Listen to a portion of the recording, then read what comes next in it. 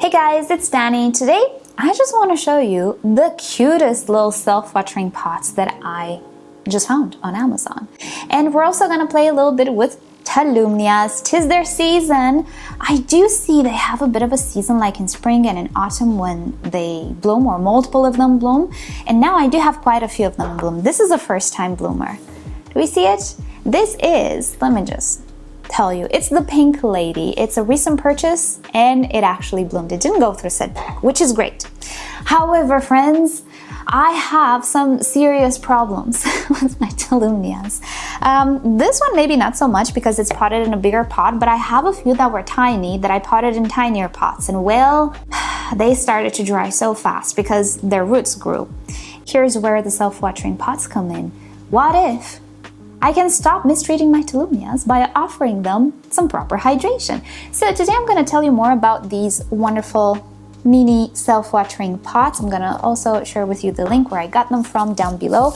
I was hoping that by today I would have a few more because I got some bigger ones as well for the bigger Tolumnias. These are the tiniest of them. I think they're 8 centimeters in diameter. They're also very short. Perfect for Tolumnias, but as they grow, Tolumnias can become bushy. So I actually ordered the bigger size as well. It just didn't arrive. It arrived in the country for a week, but it's stuck somewhere.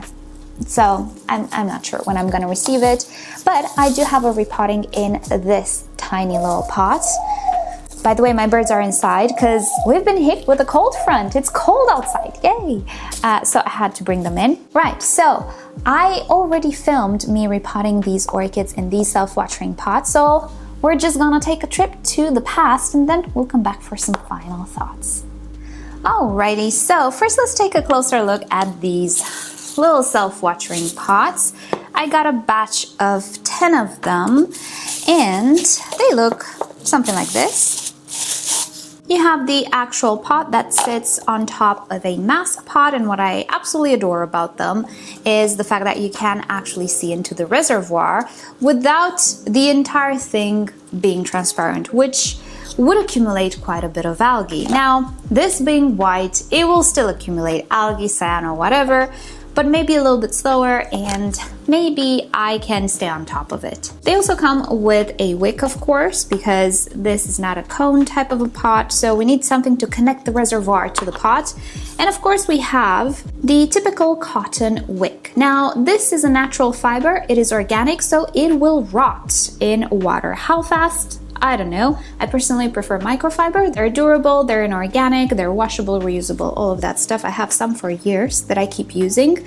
But since I have these, why not use them and see how fast actually they rot? Maybe I'm mistaken. Maybe they're not cotton. Maybe they're not a natural fiber. Typically, when you use wicks, you want inorganic fibers so that they don't rot on you. Now, if this rots, it's easy to stick a microfiber wick inside because I'm gonna be using sphagnum moss. I don't need this wick to like sit like this inside. I don't need it to swirl around. I just need it to barely touch the sphagnum moss, and then the sphagnum moss will do the job. It will absorb water. It's very, very wicking. So even if this rots, with the orchid inside, I can stick a little wick of microfiber, and if that happens, I'm gonna show you how. I think I do have a video on it. So anyway, this is the little pot at a glimpse. It also has a bit of ventilation here. I think this little notch is used for you to pour water through here. I'm not using it, I just pour water on top of the orchid, but it also serves as a little bit of ventilation of the inside pot. Why not? Right, so let us get on with the repotting. I might tell you in the beginning of this video what the problem is with the tiny pots and the Tolumnias. As you might expect, it's a hydration issue. Other than that, I have absolutely no issue with my setup. It grows Tolumnias perfectly. My Tolumnias love sphagnum moss here in my environment, so I do not intend to change the setup to other materials. I'm gonna keep it the same. I do, however, intend to change the pot. So this Tolumnia grew a little bit already, and as you can see, it is an upgrade. This pot, you know, it's tinier than these guys. I have some Tolumnias which do not fit in here, so I already ordered the next number up because I really like these guys.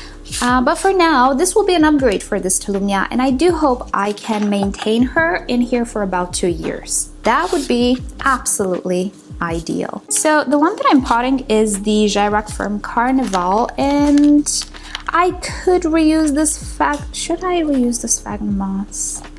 Will it last for another 2 years? It will actually last. You know what, you guys? I'm gonna keep, this is one of the newer Tolumnias. I have her in here for a few months, like February 2023. It's now November. It's a few months, yeah, but this sphagnum moss is amazing. It lasts, and you know what? I'm not in a position to waste sphagnum moss right now. I'm gonna reuse it. It will last 2 years. More than 2 years, I'm not gonna keep this orchid in here. Probably I'm gonna remove it, probably up pot it into something bigger, and I can remove the sphagnum moss plug then. So now I'm not even going to disturb the roots or anything. I will, however, remove the bark on top because this bark degrades very fast. It's not a good quality bark. It's just something I find locally. It's affordable. I don't need to import, you know, all that stuff.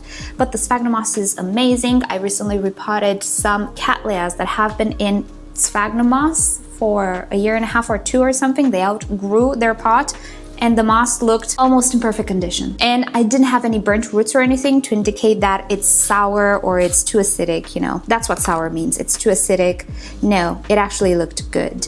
New Zealand sphagnum moss does last. I love it. So I'm just gonna remove the bark on top because this one goes bad faster. There we go. And I'm gonna keep this as a plug. And I will need more sphagnum moss. I did take the decision to not use only sphagnum moss for bigger orchids, bigger Cattleyas, Phalaenopsis, no way. Maybe even bigger Oncidiums, and I'm gonna use pure sphagnum moss for the tinier stuff, which doesn't actually deplete my stocks so fast. I love sphagnum moss. It is the ideal medium for my environment. It works so good, but it's just so expensive for me to import and, you know, sometimes even hard to find, that I think I will be switching back kind of to a combination of moss and bark because it's just more economical for me. And even though it's not as good as this, I will have to water a little bit more frequently and yeah, maybe repot after 2 years, 2 years and a half because of the bark. Even if that's the case, you know, I will be more economic with sphagnum moss. And yeah, it is what it is. Because trust me when I tell you, big Cattleyas and big orchids eat up so much moss. So much moss. It's not even funny. So this one, look at it. It didn't require as much moss. I also managed to keep the moss plug, quote unquote. So we're gonna top it off with some bark as always to avoid cyanobacteria, which forms pretty much in 2 seconds here in my environment. There we go. And let's hope that these pots are not super translucent. I do suspect the reservoir will accumulate some algae, but it doesn't matter because I can wash it.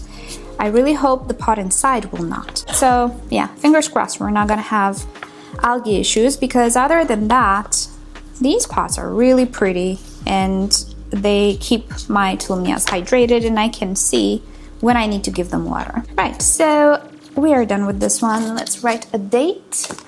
And I'm gonna go water this because the moss was not very wet. It was slightly moist, workable, but not very wet. So I'm gonna water it. Hey guys, this is very future Danny. This is actually in the very same day when I'm gonna upload this video.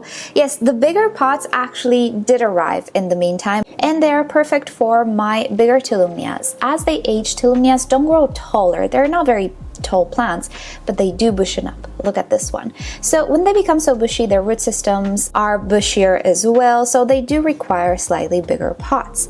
So these guys that you see in the bigger pots in the back, which the pots are also taller a little bit, so that's why I placed them in the back. So those orchids definitely did not fit in these very tiny little pots. So as these guys grow, they will have to be transferred to those pots as well, which is fine. I'm gonna buy more and hopefully, fingers crossed, I'm gonna have even more Tolumnias to my collection, or I can just divide them, you know? So in about 2 years, yeah, these ones will have to either be divided or put in bigger pots, but it's okay.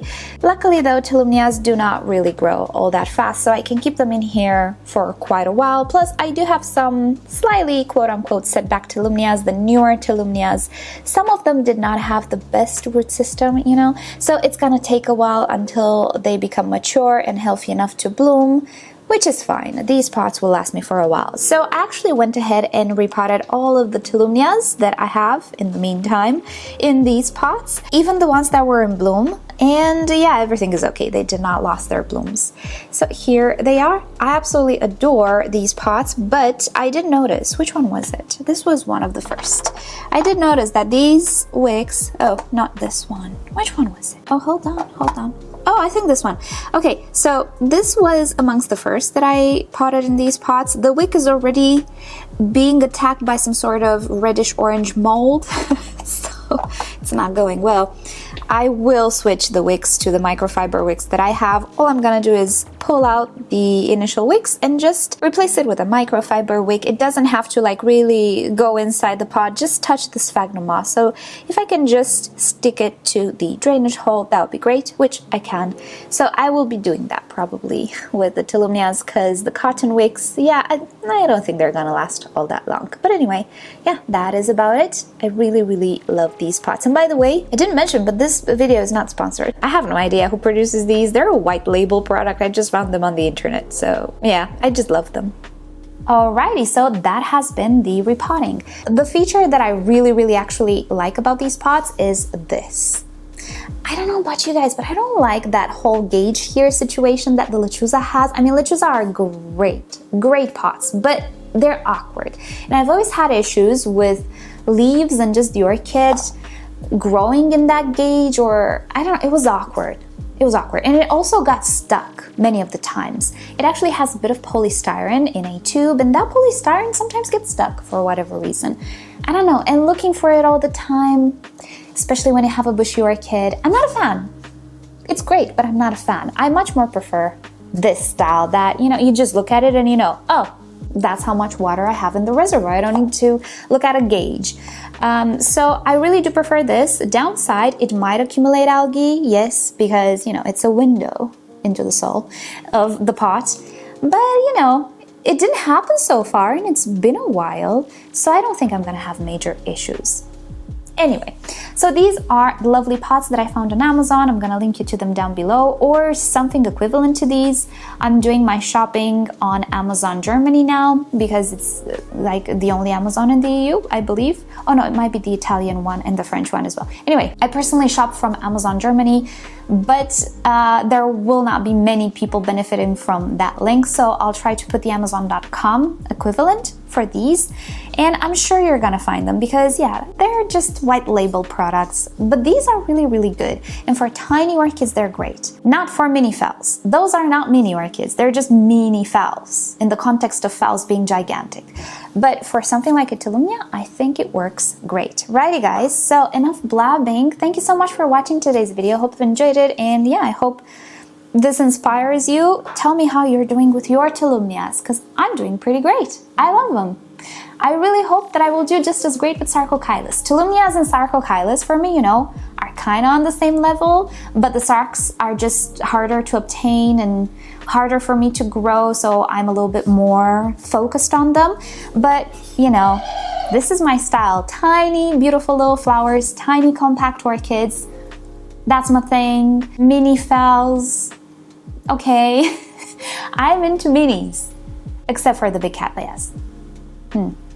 But my true vibe is mini, I guess. Anyway, enough blabbing, but yeah, I love Tolumnias so much. I cannot get enough of them. I always buy when I see new hybrids.